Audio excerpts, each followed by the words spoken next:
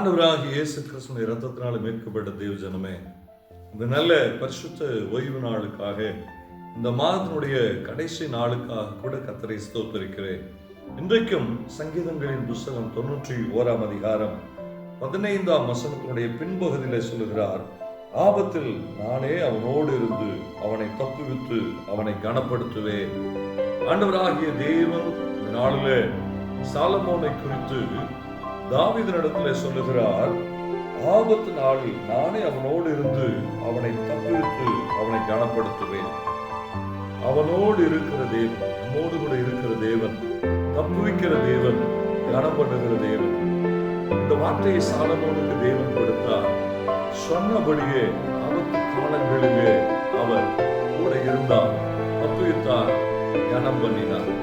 இன்னைக்கு நம்முடைய வாழ்க்கையிலே தேவையான ஒன்று, அநேக நேரங்களிலே இந்த சூழ்நிலைகளை கடக்க முடியவில்லை, அநேக நேரங்களில் இந்த பிரச்சனைகளை மேற்கொள்ள முடியவில்லை, இந்த இக்கட்டான நிலைகளிலிருந்து எங்களால் தப்பித்துக் கொள்ள முடியவில்லை என்று சொல்லி அநேக சூழ்நிலைகளை நாம் கடக்க வேண்டியதாக இருக்கிறது. ஆண்டவராகிய தேவன் ஒரு மனிதனோடு கூட இருப்பாரே ஆனால், சிலுவையிலே சகலவற்றையும் ஜெயித்த தேவன் இயேசு கிறிஸ்துவாகிய தேவன் ஒரு மனிதனோடு கூட இருப்பாரே ஆனால், அவனை தப்புவிப்பார், அவனை கனம் பண்ணுவார். இந்த நாளிலே நாம் ஜெபிக்க போகிறோம். ஆண்டவரே, எல்லா இக்கட்டான சூழ்நிலைகளிலேயும் எங்களை தப்புவித்து அவனை கனப்படுத்துவார், எங்களோடு இருங்கன்னு சொல்லி ஜெபிக்க போகிறோம். வாக்கு பண்ணியிருக்கிறார், நம்மை விட்டு விலகவே மாட்டேன்னு சொல்லி விலகாத தேவன்.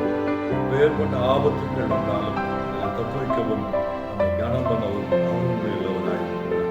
ஜெபிப்போம்.